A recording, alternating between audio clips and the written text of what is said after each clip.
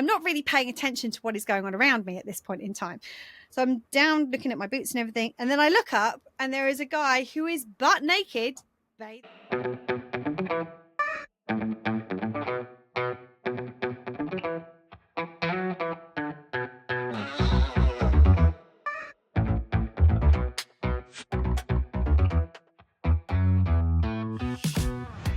Hello, hello, hello, and welcome to Well Shit. It really is that simple. I'm Claire. And I'm Serena. On this podcast, we help you to understand about your 12 universal needs, why they are currently not being well met, how to meet them in ways that work for you, and how to consistently do so in quick, easy, and simple ways that fit seamlessly into your life. We'll also help you to understand how doing so will have a positive ripple effect in literally every area of your life. If you like what you hear, come and join the conversation in our Facebook group. And enjoy the show. Hello, hello, hello. Hey, everyone. We are having an interesting recording day today. We are ducking and diving and switching and weaving, bobbing and weaving around. We've no idea where this episode is going to go, is the honest truth, based on how things have gone so far today. We've been recording for an hour and we have not a single episode that is to show for it. Yes. And we were going in a very obscure direction and a couple of times my home studio collapsed and Serena said, I don't think we're meant to be recording this episode. So we're going to go in a different direction and see if that serves us better. So it's been a minute since we've recorded. And one of the reasons shorter minute than it has been though. Like, that's true. Like, it was we're getting better minutes. yeah. We're getting back into this whole like doing things regularly thing, like what we've been trying to do from the beginning. We're actually doing it. Who knew? Like, it's a novel idea. Years of practice to get to the point where we kind of got it down. I think it's years of not practice. It's years of intention. I don't think that we actually have practiced this at all. But if you hold the intention long enough, eventually you'll get there, apparently. Practice. So anyway, indeed it does. So one of the reasons it's been a short minute since we last recorded is because last week, in fact, this time last week, I was just about to leave for, is that true? Yes, the day before. No, 2 weeks ago. It was 2 weeks ago today that I was about to leave. I'm like, hold on a second. No, it wasn't last week. Gone? I know. Anybody else in this time warp with me? Yeah. Last week I was doing scavenger hunts and various other things. So I'm like, hold on a second. No, that wasn't last week. Yes. So anyway, so not last week, because last week I was doing scavenger hunts and hanging out with my nibblings. The week before that, I decided to take a few days off, which I do every now and again. And I'm always a little bit nervous about doing this because if you know anything about the Universal Needs program and how it came about, I was on a little mini retreat that I kind of created for myself, where I took a few days off to take care of myself and nourish myself when that body of work came through. So I'm also a little bit nervous about doing this. I'm like, oh God, what's going to come through this time? I'm like, no, I just need a break. I just want to relax. Is that okay? So what I did was I booked a few days down at the place that I love to spend time when I'm here in the UK and have the ability to do so. It's like my little sacred place here in the UK. And I was looking forward to going. It was, I always love spending, I love getting some time off. And when I say time off, I mean time off. Like, I am not on my phone. I am not on social media. We don't speak. I don't watch TV. I don't do any of the things that I normally do. Well, I do some of the things I normally do, like I eat and I sleep and those sorts of things. But like most of the things that are part of my normal day-to-day life, I don't do. And I do things that I don't tend to do as frequently as I would probably like when I'm in this space. In fact, I have a specific app. There's only one app which I had notifications on, and only two people knew how to access me on that app. One, Serena, and the other was my bestie from the Netherlands. And because I trusted that they would only contact me in an actual emergency. Anything less than that, I'm off the radar. Forget I exist for these few days. And so I rented a car to drive down to this location.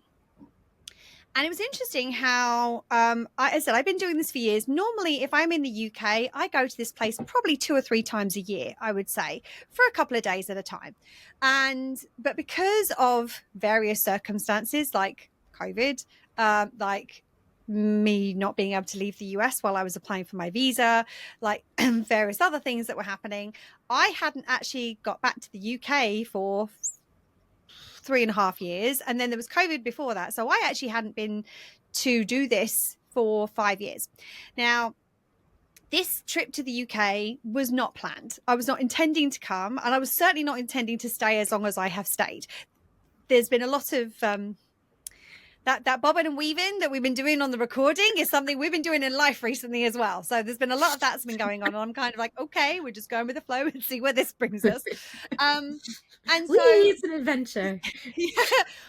I mean, it reminds like it's an adventure. Like it's an adventure. I'm not sure anymore. I'm having fun.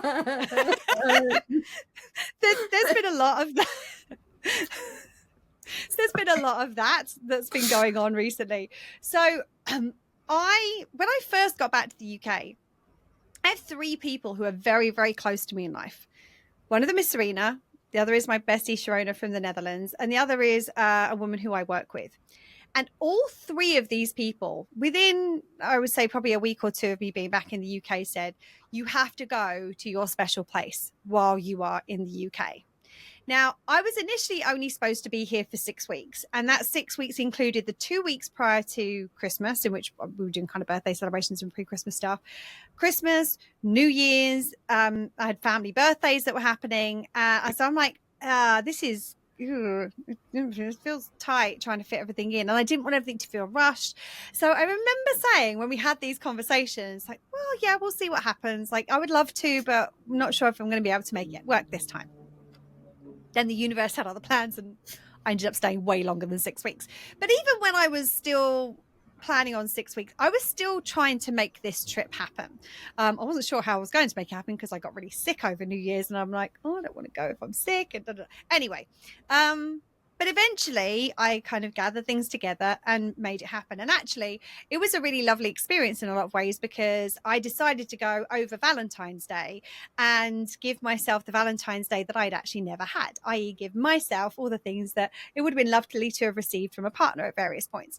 Like that, just that love and acknowledgement and celebration and all the things that really would have felt good.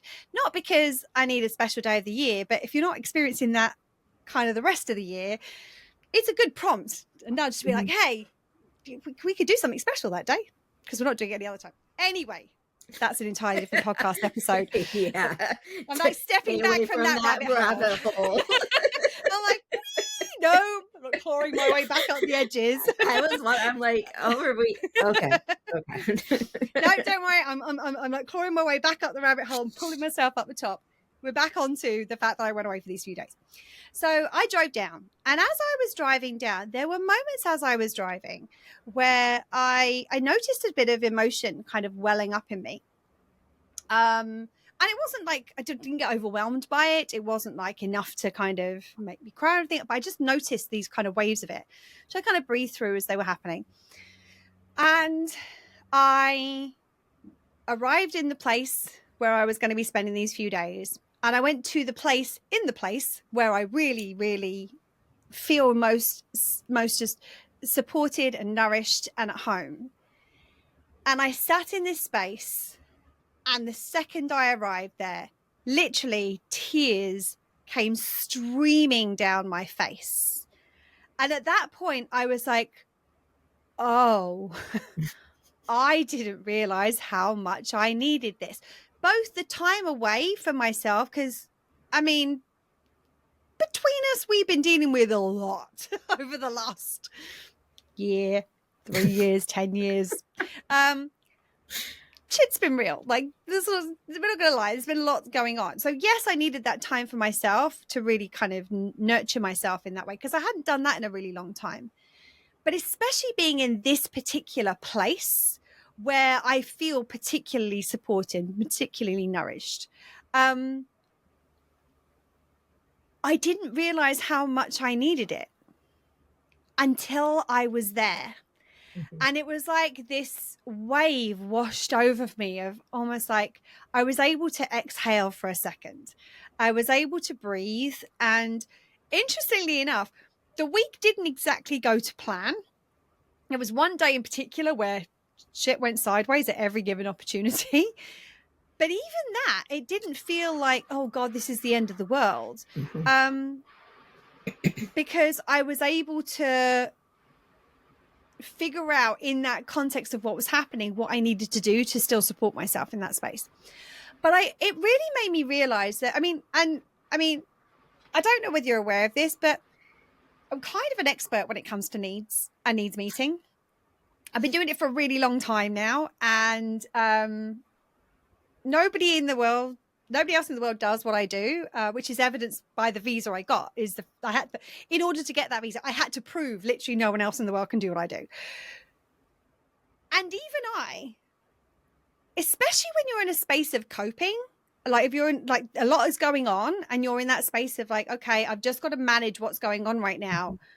We can sometimes not realize the thing that's really going to make the difference. I mean, we always talk about the 80-20 rule. What's the thing that will take 20% of the effort that will create 80% of the benefit?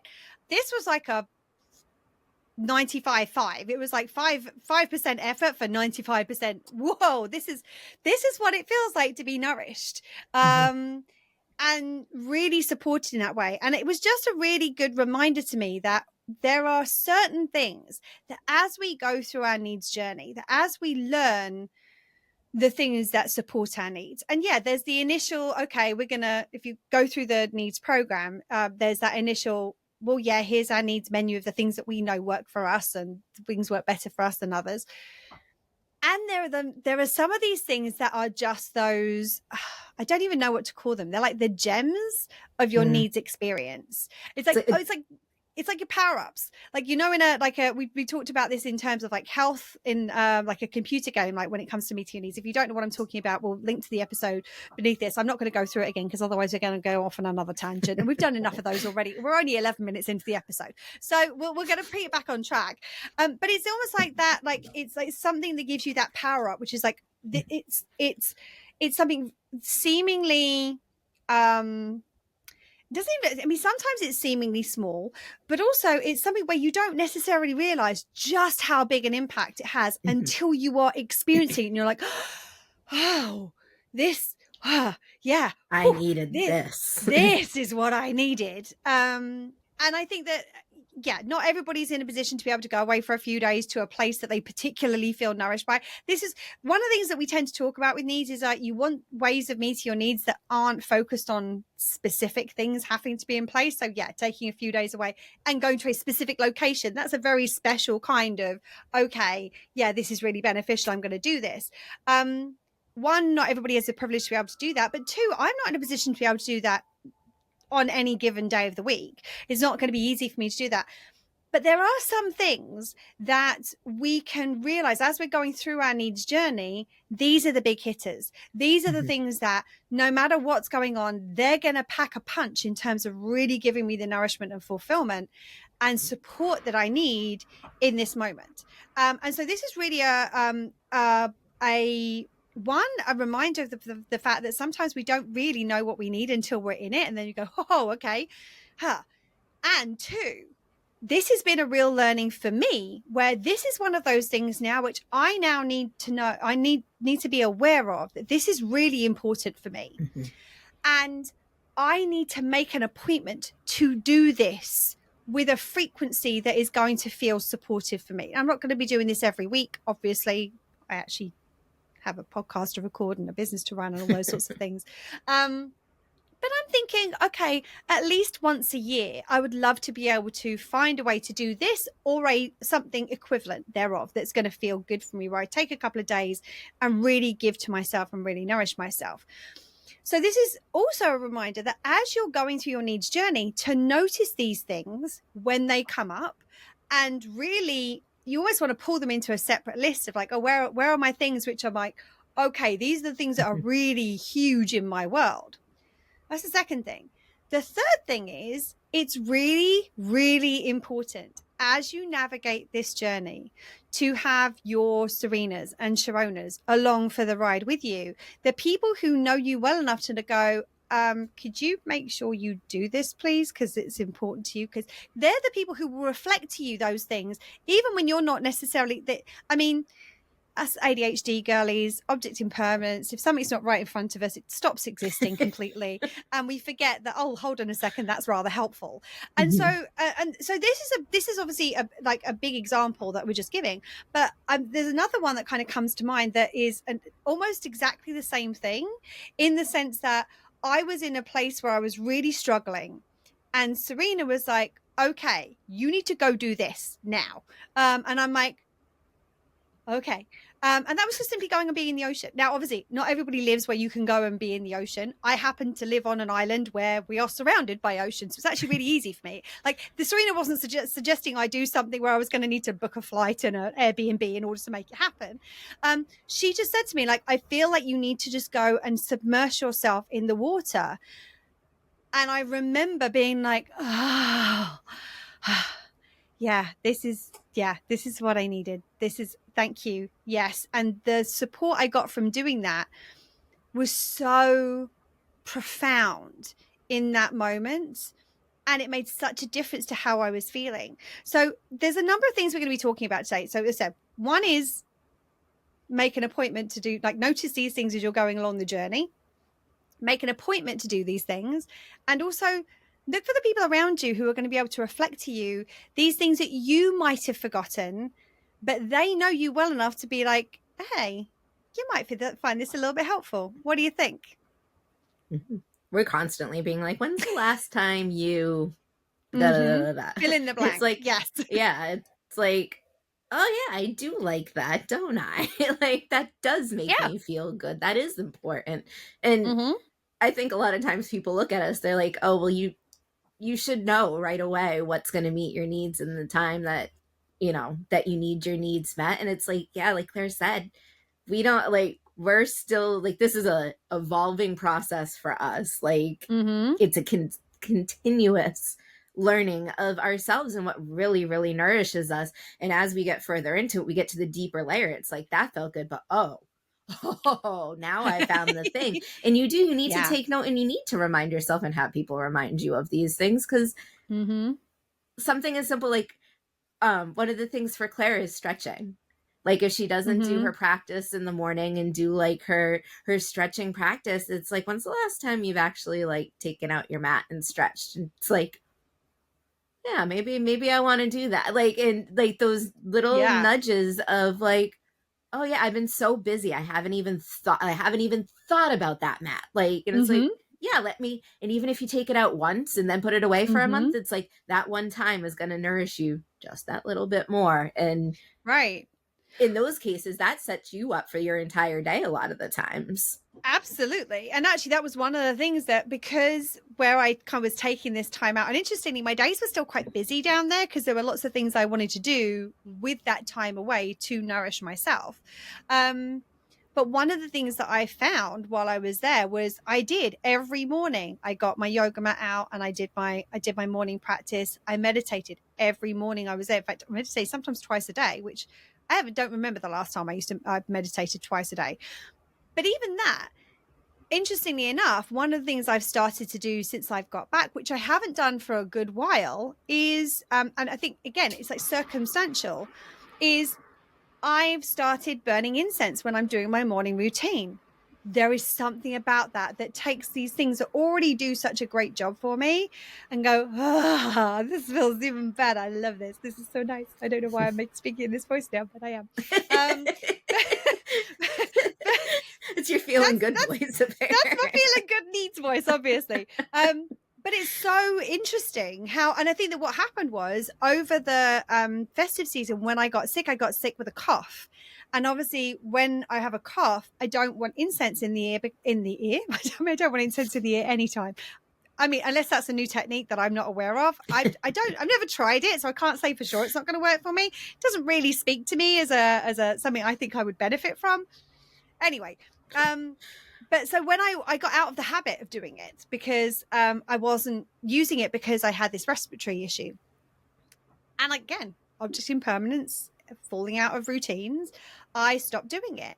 And when I got back, just that ability to start the day really in a place where I'm moving my body in a way that feels good, where I'm taking time to kind of center and ground myself, and I'm putting things in the environment that actually feel really supportive and nourishing to me, that whole thing could take 10 minutes.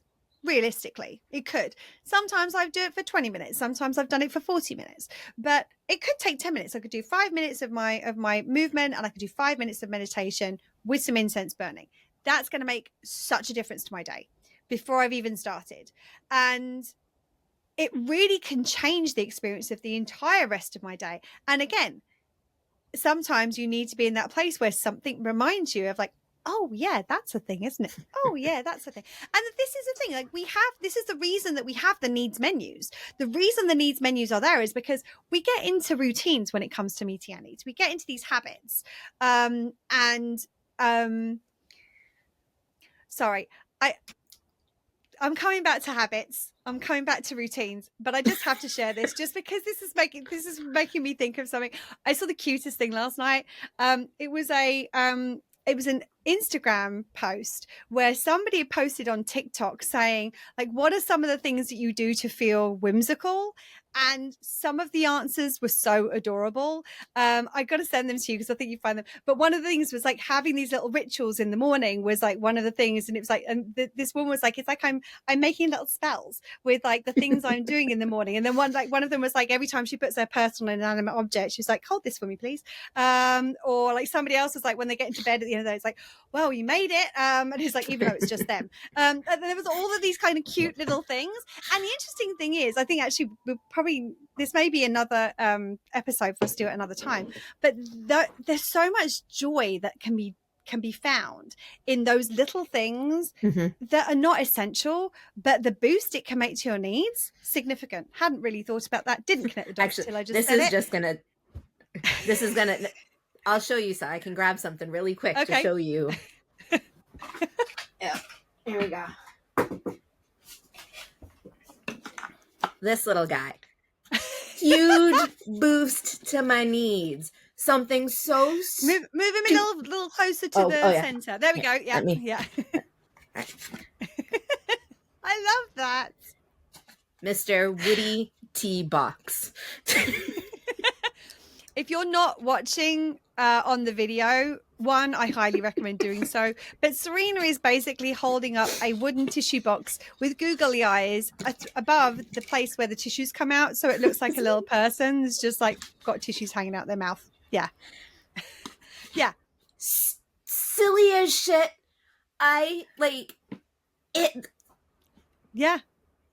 Meets my needs. Like, there is zero judgment. I am holding up a tissue box with googly eyes stuck to it. There is zero, like, as long as it's being self first and like you are focusing on the right things, like, this is a daily thing that, like, and I'm no stranger to googly eyes. It's kind of one of my things. We love sticking googly eyes onto stuff. And it's always been a thing because it makes us smile and it makes us giggle. And it's just like, well, that's silly. In a world where so much stuff is so serious and so charged and so loaded, for me, like, having random silly shit around, like, my place is filled with silly shit. That meets my needs. Like, it really does. So, like, it can be something... Like, that's part of my whimsy right there, is a tissue box with eyeballs. Like, yes. So we told you that interesting things were happening today as far as recording is concerned. Little mini tangents taking us off in different directions with little bonus content on how to boost your needs. We're going to come back and do an episode on this, I think, because I think there are so many examples that we personally can give of things that we do that make a huge difference to our needs, that other people would dismiss as being silly or unimportant or not significant, that can make a big difference. I'm coming back to you get into your habits and patterns. Look at me remembering where I was at. What happens is you get into these habits and patterns, and you can then forget sometimes of the other things that can really make a difference to your needs. And that's why the needs menus are so helpful. So we always say to people, even if you can do it from memory, even if you don't need to look at your needs menu every day, if you can, look at it every day, because it's going to remind you of like, oh, I'd forgotten about that. Oh, I'd forgotten about that. And those things that you're being reminded of may just be these big hitters that we're talking about, that you do this small thing, or what seems like a small thing, like go and just put your go and put yourself in the ocean. Okay, I'll share where the little giggle came from, because apparently we're on that kind of an episode today where we're going off on random tangents all over the place. So the example of water is my thing, as in like going and being in water. And I'll go into a swimming pool. I enjoy that as well. I get a lot out of that. Yes, the ocean is a big thing. But one of the things that that one of my other people, when they found out I was going to Glastonbury, told me was go to one of the springs there. So there are natural springs in the area, and there is a building where where part of the natural spring comes through, and it's beautiful. There's like running water in there, there's candles and flowers. It's just a beautiful space. And one of the things that she said to me was, when you're there, see if you can get your feet in the water, because she knows water's my thing. And like getting in the water, like being around it is one thing. It does make a difference if I'm like walking by water, but if I can get in it in some way, shape or form, it makes a difference. That experience. It takes it to a whole nother level. I didn't know if you were allowed to get in the water in this place. So as I go in, Serena knows the story because I told her last week. She knows where this is going. So as I'm walking into the spring, there's a sign up that's basically saying, fair warning, be aware. Pretty much you can experience anything in here. You might experience chanting, you might experience various things. One of the things they said was like people bathing nude, as in like people like bathing naked in the springs. And I was like, oh, so you can get in the springs. That's obviously a thing. So I'm like, well, while I'm here, I'm going to do this. So I'm going to put my feet, not going to bathe naked in the springs. It's freezing. It was February in the UK. Freezing. So and anybody who knows me well knows I do not do well with the cold. There's a reason I moved to the tropics. I don't do cold well at all. But I'm like, it's worth it to get my feet in the water. This is going to make a huge difference to me. So that's what I did. I took off my boots and my socks, and I go and I just put my feet under the water as it was running. It felt so good. I'm like, oh yeah, this really is making a difference. It was fucking freezing because I mean, literally, I can see my breath. And I'm standing on cold stone. So while also standing on water. So I was cold at this point, but I'm like, it's fine. I'm just going to do this for a few minutes. I'm going to get what I need from it and meet my needs. And then I'm going to go along my way.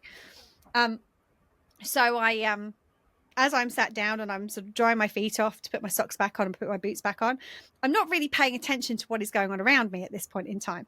So I'm down looking at my boots and everything. And then I look up and there is a guy who is butt naked bathing in the hot springs. Like, I mean, no lies detected. I had fair warning. And I was like, oh, cool.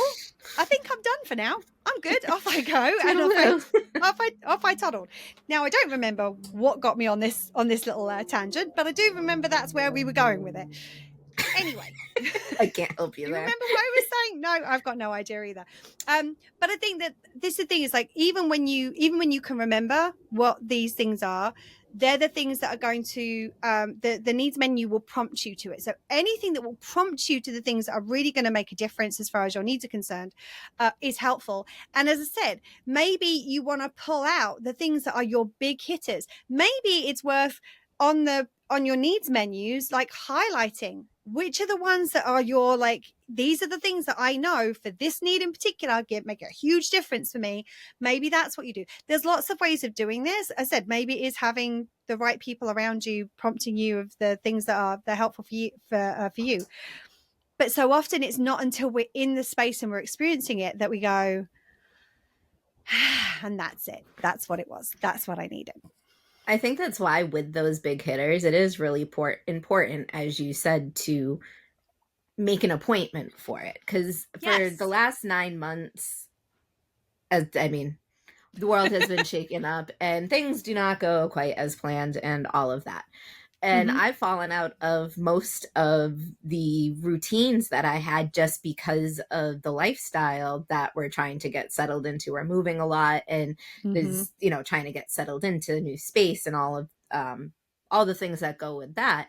So my focus has been on doing that, getting to where we need to go, getting settled, getting the things organized, and making sure that our business is still running, that our nonprofit is running, like lifing in general on top of that. Yep. And there were some key things for about 9 months that kind of went to the waste.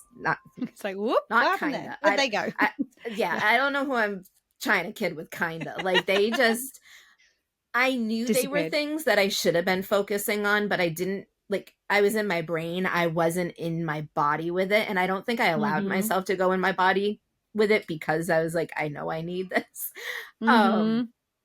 That aside, that's probably a different episode as well. But things like my body work, like getting body work done, doing body work to myself, just massaging myself, those things, like that's something that seems so simple. Like me, like I have a little, like a massage gun and a little shiatsu shoulder thing that I use just to kind of take the edge off of muscle stiffness and muscle pain and whatnot.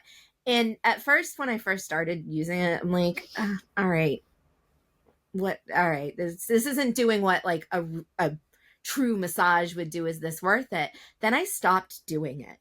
And then all of a sudden I started doing it. I'm like, this really does make a big difference when it comes to the consistency of it. Yes, if I'm just using the massage gun once every like 2 months, like it might work in the moment, but it's not helping to rectify any of the issues, and it's just it's a spot treatment basically. And and interestingly enough, just to jump in very quickly, this is an example of the red green spectrum stuff. So to do it every 2 months, what's probably happening at that point is Serena's using it because she's in pain and she's using it to try and stop the pain versus doing it to try and create wellness or flexibility in her system, and so she feels so her body feels good. So it's like just a subtle example of the difference between the red green spectrum in terms of the ways of meeting needs. If you don't know what I'm talking about, we'll put a link in the show notes to where we talk about what the red green spectrum is when it comes to meeting needs. But that's like the difference is like, okay, my back hurts, I'm going to do this. Okay, it doesn't hurt right now. To I actually want to move myself in the direction of feeling well and good in my body. Yes. And I mean, the long term, like, we have our needs menus, and as we said, there's certain things that you will kind of forget over time, even if they are important to you. But getting into that habit of and the routine of doing things that really fulfill you, even if they're small. The big one for me was dancing. Now, I've been a dancer my entire life. Since I can remember, I was like in classes, and there have been periods where I haven't danced, and I'm always, when I get back into it, I'm like, yeah, like, yes, I'm dancing again.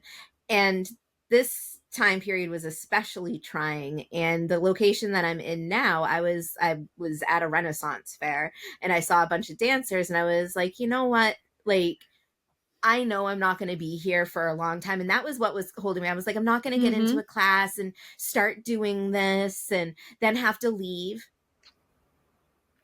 Okay, well, why? My lifestyle is transient now. So am I never going to get into classes again? Like, yes, was that point. What I was thinking? Like, I'm trying to think back. Well, I'm like, well, what was I waiting for? And also, like I know the difference that a single class could make to you. And it's like, yeah, there could be an element of like, there's sometimes that resistance can be like, well, I don't want to do a class and really enjoy it and then move on and miss it after that. Well, you may find another class in a different place. But I think that so often we don't do the things that are going to support our needs because we're afraid of what's going to happen if we're no longer able to do that. But we lose out in the interim on the things that would support us in those moments.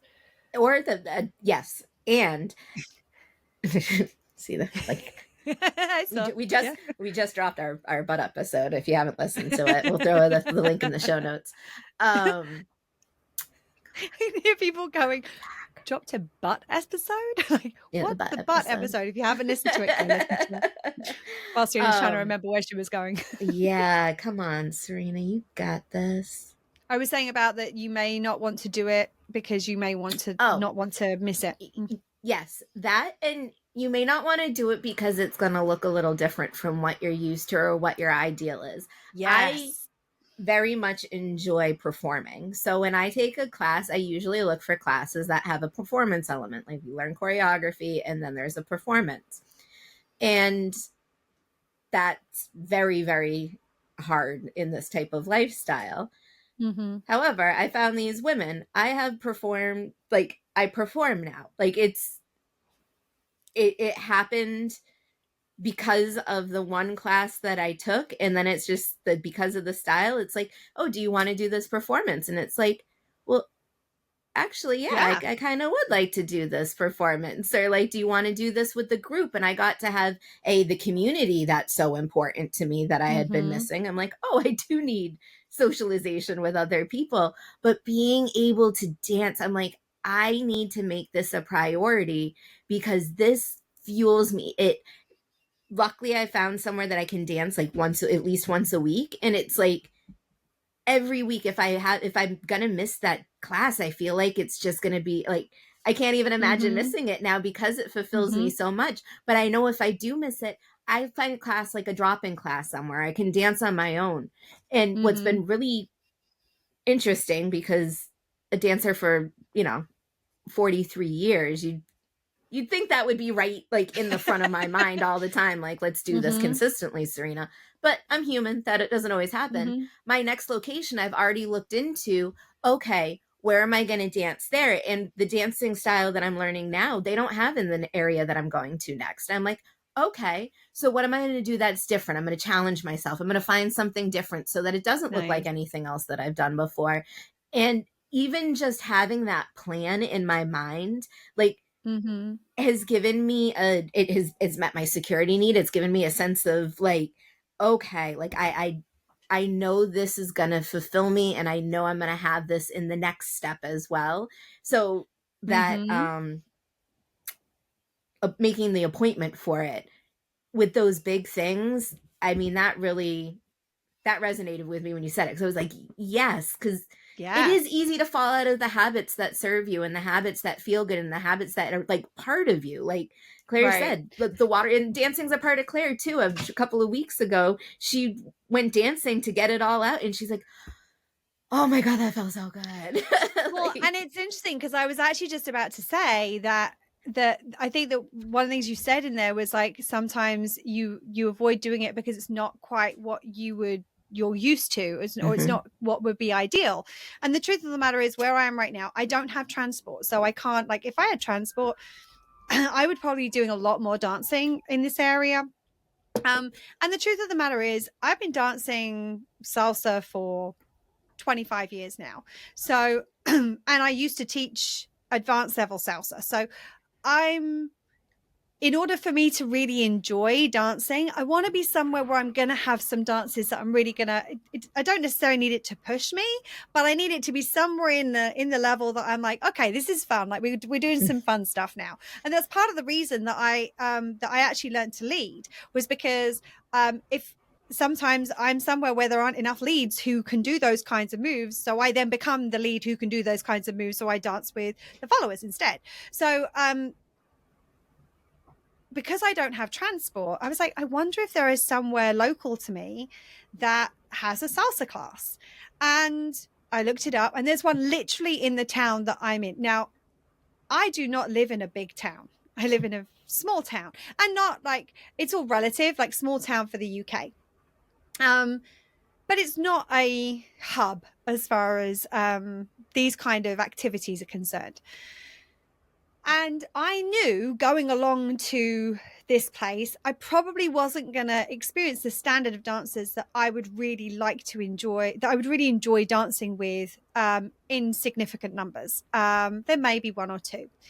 And so what I decided to do was I reached out to the person who ran the classes and was like, hey, I've been dancing 25 years. I have taught all over the world.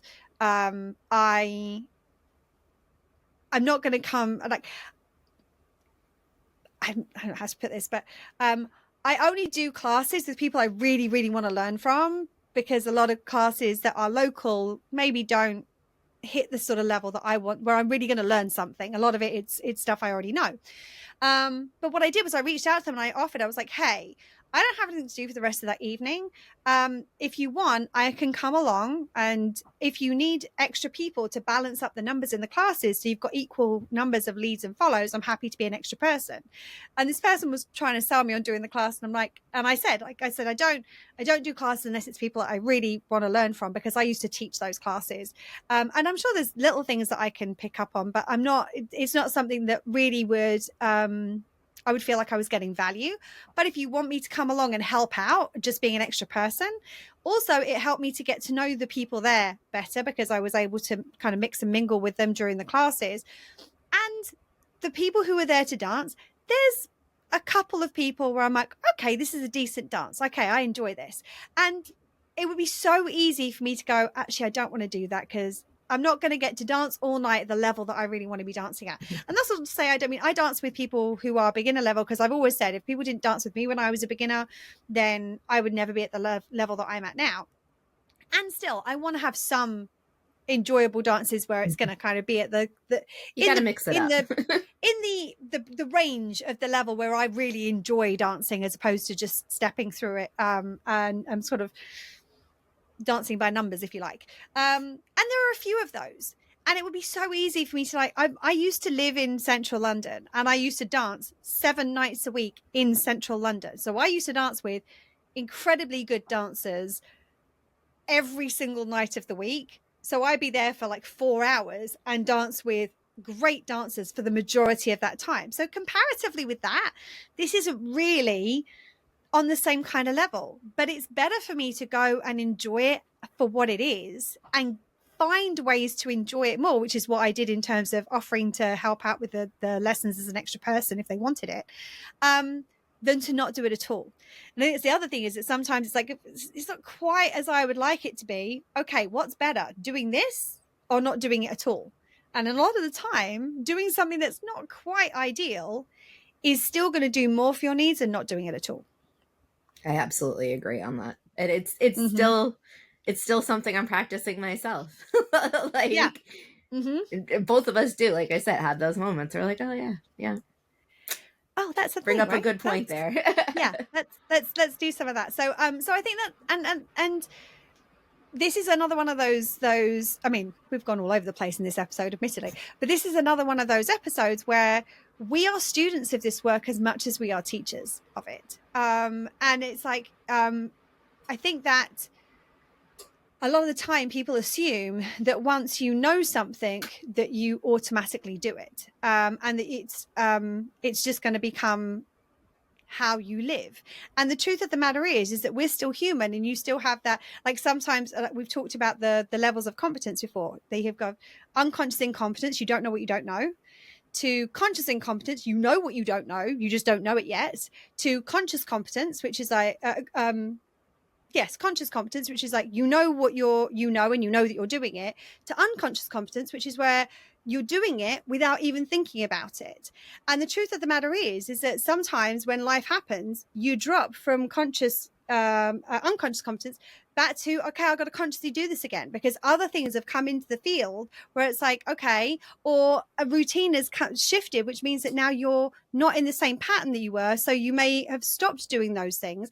And then sometimes you need to drop down to conscious incompetence. You're going to go, oh, hold on a second. Yeah, I'm not doing that. I should be doing, okay. And then you bounce back up again. So it's like, this is like a lot of the time life is cyclical for us as human beings, and there are going to be times where we move in and out of different things, and that's part of the reason doing the podcast is so great for us, because it helps to keep it present for us. And even when we are in our routines and we are in our rituals, there are still things that we can learn to improve and to do better and to enhance our needs meeting even more.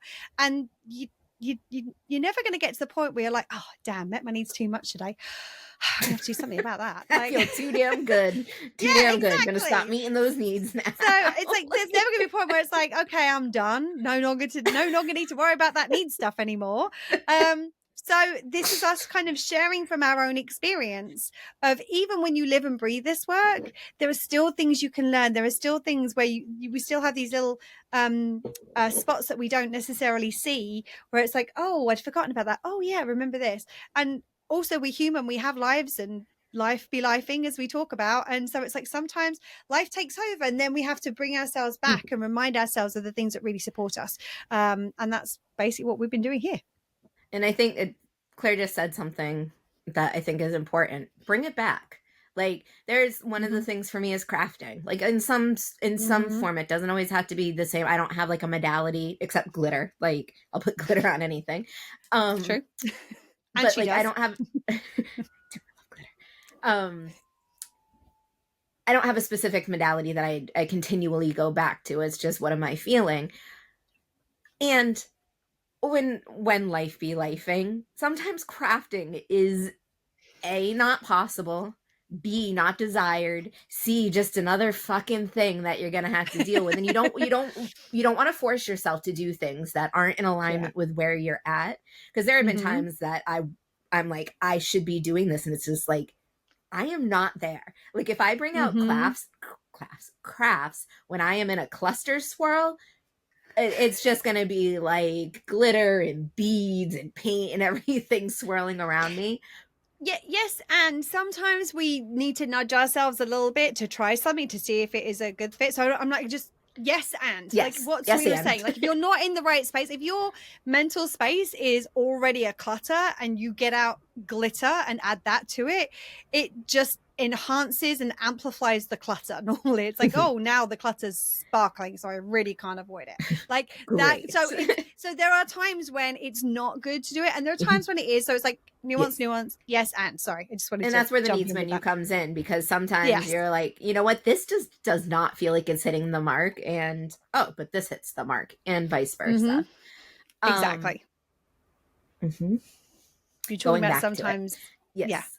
Making sure you go back to it, but making sure that when you are in a space that you revisit the things, and like you said, have that top 10 list of like these are the things that always seem to give that extra little pop in charge, and be like, you know what, it has been a long time since I've crafted or danced or gone for a hike or whatever it is, that like really when you're doing it, you're like, yes, this, like, note those times, and then don't get down on yourself for, like, I could have gone into a shame spot and like, I should have been dancing, I know better, you teach this stuff, rah, rah, rah, and just like, you know, just spiral down into a hole. And it's like, when I got to a point, I'm like, no, I am going to do this. I'm gonna find somewhere to dance. And it took me like 2 weeks, and like, I knew where to go, and I'm like, okay, like, I was kind of like, all right, but here's the goal. I'm going to get back to it. So just coming back to that goal of having that in your life, I think, is important when it's something that meets your needs.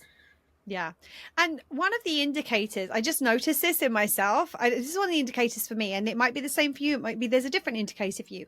One of the indicators for me that I'm in that space where I'm doing that thing is I take a fuller breath.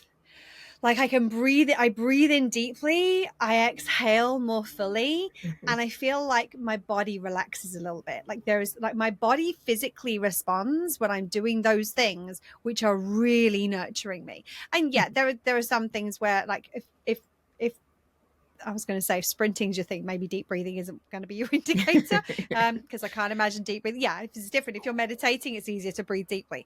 But I think that there are like physical indicators in your body. Your body is communicating with you, that it's going to tell you, hey, this is one of these things.